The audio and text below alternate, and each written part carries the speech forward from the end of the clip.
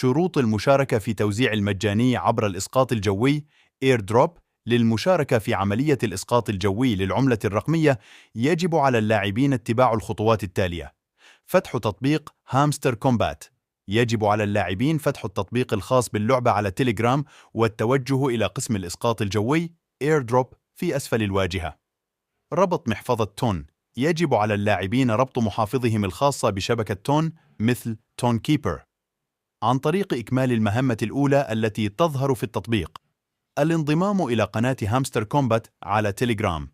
يطلب من اللاعبين الانضمام إلى القناة الرسمية للعبة على تيليجرام للحصول على التحديثات المتعلقة بالمهام الجديدة والمشاركة في الإسقاط الجوي. إكمال المهام اليومية. يمكن للاعبين زيادة فرصهم في الحصول على العملة من خلال إكمال المهام اليومية والمشاركة في الأنشطة المختلفة المعلن عنها من قبل إدارة اللعبة.